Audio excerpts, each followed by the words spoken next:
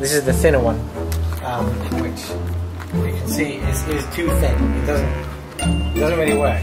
If you try to remove it from the paper just comes away with it. Although I found it kind of you just quite happily crunch up the paper. It's quite chewy, and you end up with a little sort of corner of spittle and wood pulp in the corner of your mouth that you can either swallow or spit out.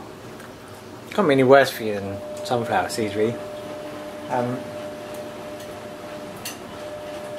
There it is. So let's have a look and see how the other one's going.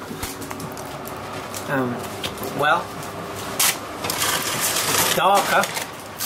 It's got a sort of good skin to it. All stuck to the paper. I don't think I'm going to salvage anything from this.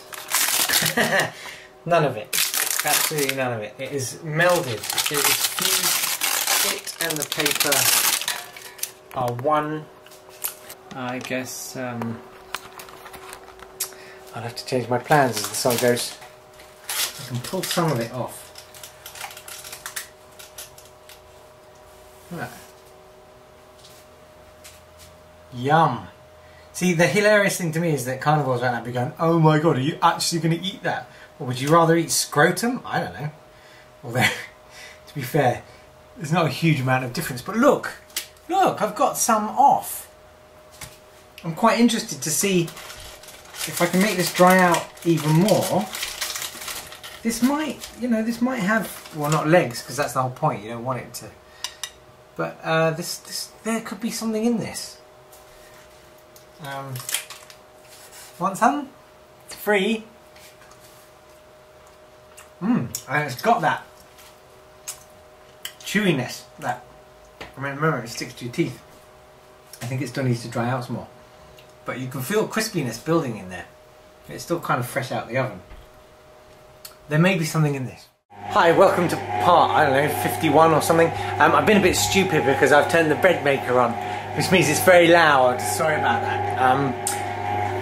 Now I've had to sort of revisit this bacon because the first batch, what I made was quite nice, slightly bacon flavoured baking parchment.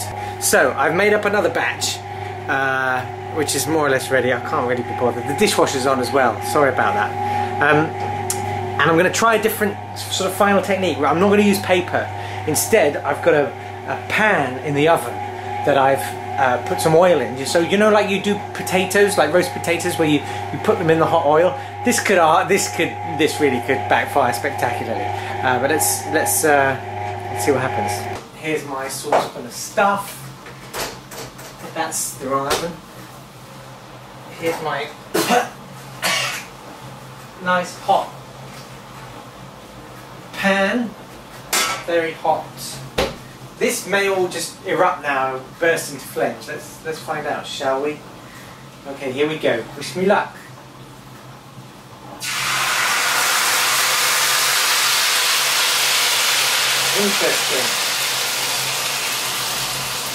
Interesting.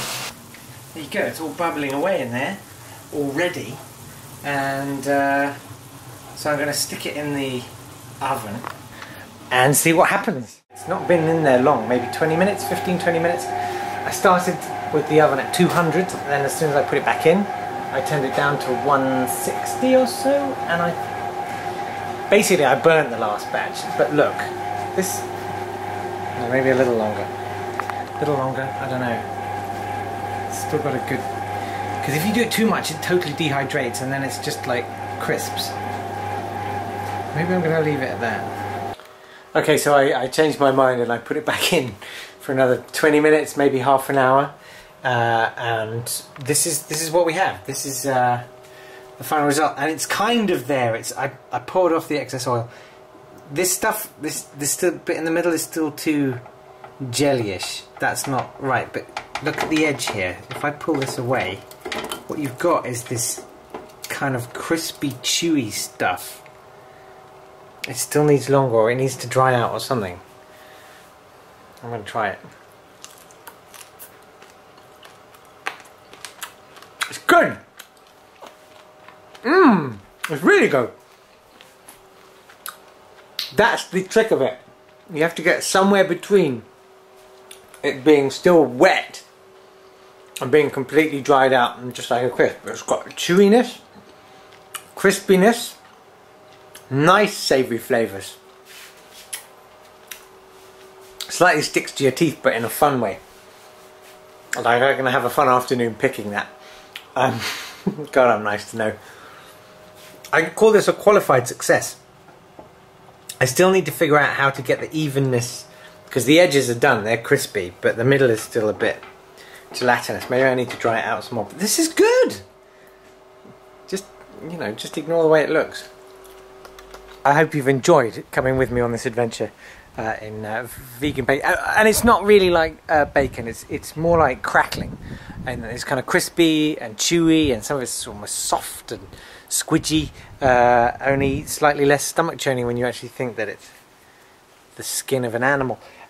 So my idea is, why not mix up the stuff, make the stuff, but then rather than try to bake it on its own because it's very sticky and it's quite fiddly to handle, why not smear it all over one of those vegetarian roasts that you can get, or even dip sausages in it.